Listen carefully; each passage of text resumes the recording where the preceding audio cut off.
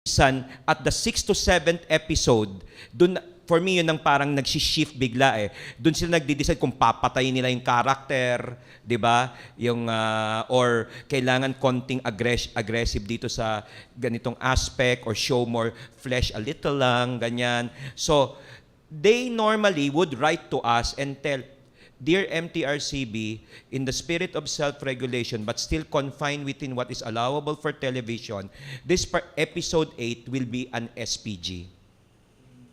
And then we will revert back to PG the next day.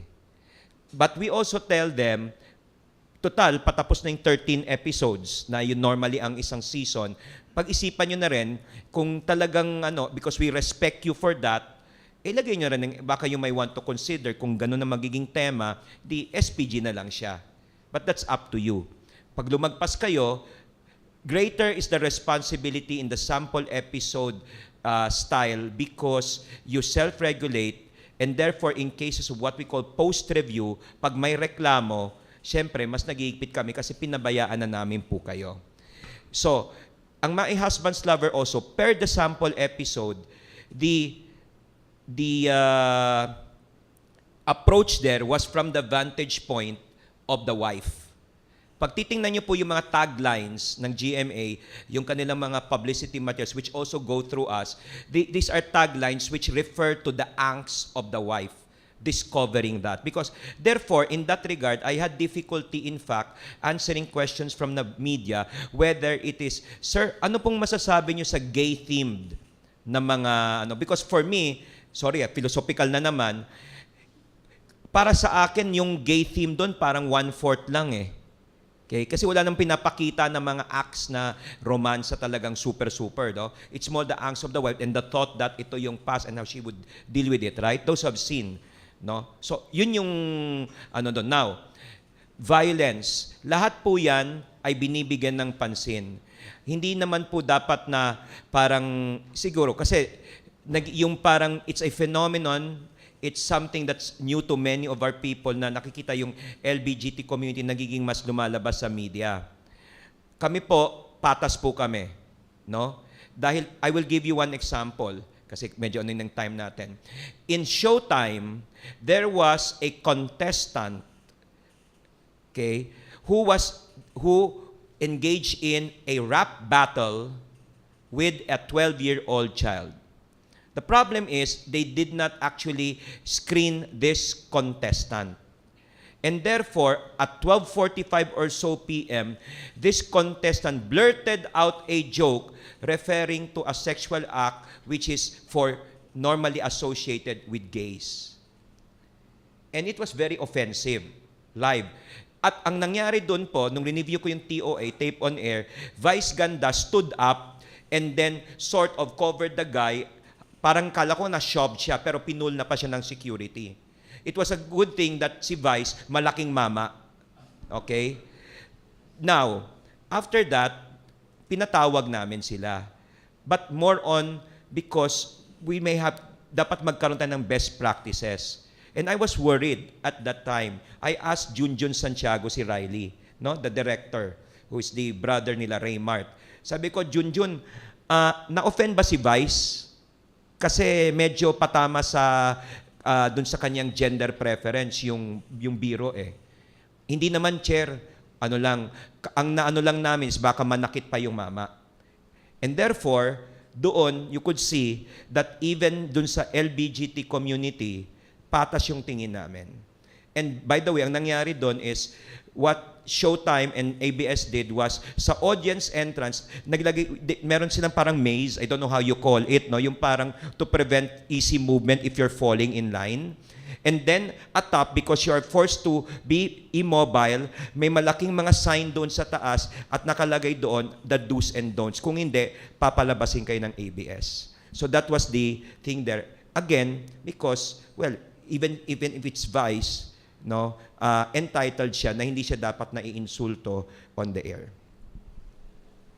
So, nagustuhan niyo po ba ang My Husband's Lover? Hindi ko na-apunta eh. Ako, kung gusto ko ba ang My Husband's Lover or not, I haven't watched a full episode. Not because I'm from ABS, but hindi ko lang, time slot kasi niya medyo malabo kung makatch. But I've been meaning to sit down and really watch it. Pero I catch enough. Parang meron ako mga napapanood na hindi ko natatapos. Agree ako dun sa sinabi ni Chairman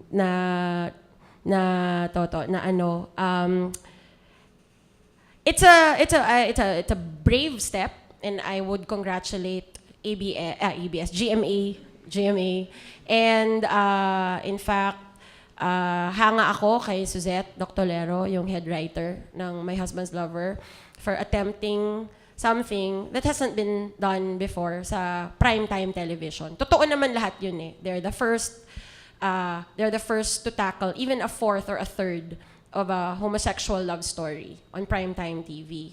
Merong article na sinulat si Paolo Villaluna. I don't know if you've read it. Rappler, sa rappler.com. Nabasa ko lang siya kaninang umaga.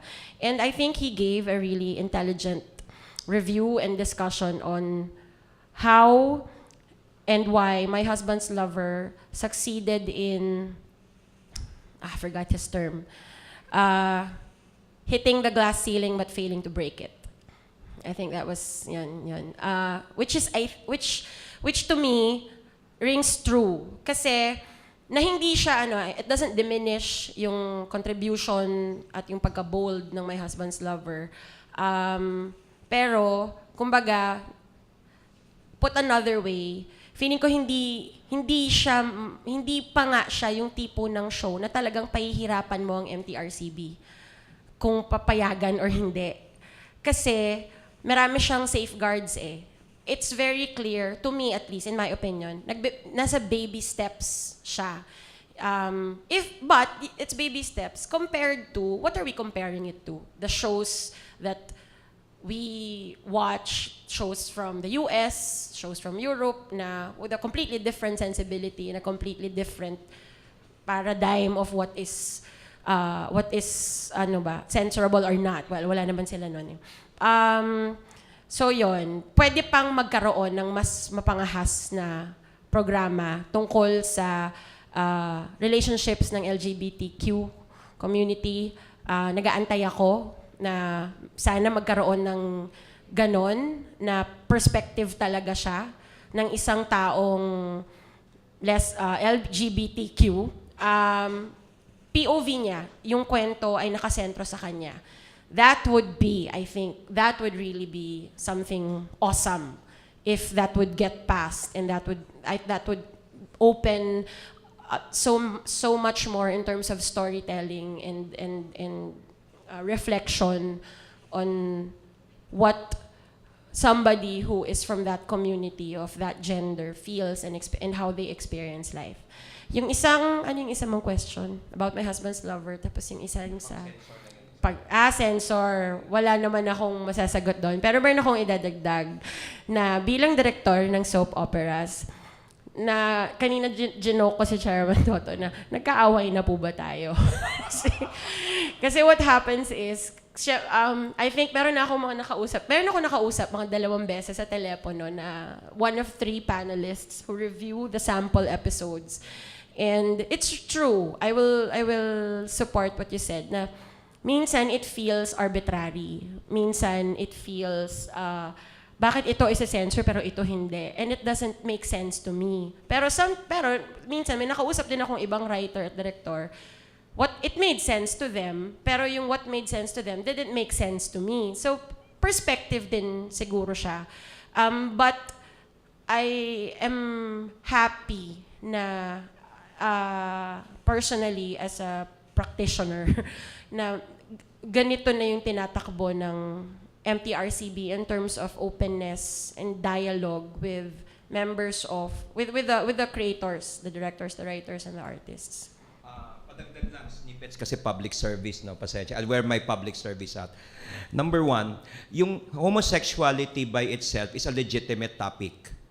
Okay? The problem or the crucial thing there to consider is how it is depicted. Because, for example, you go to TV Maria, for instance, or even EWTN. There are talk shows there which dwell on homosexuality. Di ba? So, nasa depiction yan. Second, yung My Husband's Lover, lagpas po siya doon sa safe harbor period. Under the National Children's Television Act and their IRR, the safe harbor period, yung sa children, is 6 a.m. to 9 p.m. My Husband's Lover, pumapalo po siya ng 9:30 p.m. or so. Number 3, good news for Katsuki. Since this board, when we started, meron po kaming informal dealings with the networks that kung wala naman pong adjudication yung show nila, we are 30 board members and I mismo, we are 24/7 available. You can call us if you would want to discuss kung ano yung diskarte sa isang particular scene. So for example, in GMA 7, there was in Indio, merong scene na babatuhin ng dagger yung bata at baka magkaroon ng insinuation na parang child abuse, mako-compromise yung integrity at innocence ng bata. So the writer called me, Chair, ano bang pwede dito? Ganito, dapat fantastic naman yung scene mo, di ba? So pag ano ng dagger, paglipad, pag next scene, pag shot na, nakailag na yung bata, tapos may ibang fantasy effect. Okay? Number 2, MMK. Ang naging guest nila, ang pinaka-feature nila si Gladys Reyes, Someru. Rape scene. Nakalibre sila ng advice because Gladys is part of our board. So, sinepered ni Gladys, nag-exchange notes with the director, writer, kung paano i-implement, kumbaga, at i-depict pa rin yung rape, pero within the bounds ng MTRCB. Other shows also, si Bobby Andrews. And I, mismo with MMK, and then, basta ganito, only this week, ABS consulted me, and 2 weeks ago, GMA, on future shows. Kasi kailangan rin, ako natututo, I don't claim to know everything. So, importante po yon na yung mapangalaga natin at constant yung dialogue between us and the industry. Sayang, kinakapos tayo ng oras. Napakayaman sana ng diskusyon. I have to give my synthesis or share. Actually, namamangha ako sa pakikinig din dahil napaka-Ignatian ng sharing natin. From Doy's opening about paano ba maging kapwa, yung challenge na kailangan kong makiramdam, maririnig mo na kaagad, umaalingaw na kaagad yung Ignatian theme of sensitivity, of finding God in all things, of seeing the dignity of the human person. Parang ang tama kagad sa akin, ang bawat Jesuita, ang bawat Ignatian, hinahamon to serve, praise, and reverence God and to save souls. And what does it mean? To bring back the dignity of the human person, because every person is an image and likeness of God. When we are unable to feel with the poor, when we are unable to feel with the marginalized, we become less worthy perhaps in the eyes of God. We become less Ignatian. But that is precisely the call of every Ignatian. Yung sa mga sinasabi ni Katsuki kanina, yung our audiences do not wish to be mentally engaged. Ito yung kaharap mo. Sabi ko, ito yung living at the frontiers na sinasabi. Ang isang Ignatian hindi tinatawag na manatili sa katahimikan ng isang kumbento na malayo sa mundo, kundi kailangan lusungin mo ang mundo to give witness to the kingdom of God while being immersed in the worldly kingdom. At yun, mahirap, hindi madali. Pero yun ang panawagan sa isang anak ni Ignacio. Napakayaman, napaka-inspiring, pati yung kay Attorney Toto rin. Doon na lang sa tema, sabi na, napaka-Ignatian itong nation building through person-sensitive media. Again, to highlight, to give dignity, to give glory to the dignity of the human person in the midst of the world. The glory of God is the person fully alive. We are immersed in a world that seems to constantly strive to make us forget this. We are fortunate that we have these people who responded to the call of Ignatius to live in the world, to be in the world, and yet to be not of the world, and to give witness to a world that belongs to, again, makes us remember in panawagan ni San Ignacio that there is constantly a battle raging in the world between the army of Christ and the army of Satan. We are fortunate to have listened to these soldiers of Ignatius, the children of Ignatius.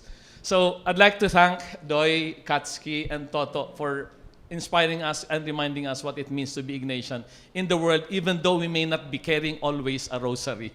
But truly, what I have heard suddenly brings us back to sports. Indeed, everything is about giving one big fight. Wherever we are, we have to give one big fight. And one big fight is not just about basketball, but it is the life that we live. So thank you very much, and thank you very much to all of you. There is the festival mass at 6:30 at the Jesu, so you're all invited. Thank you. And may you live an Ignatian life as well. Continue to live it.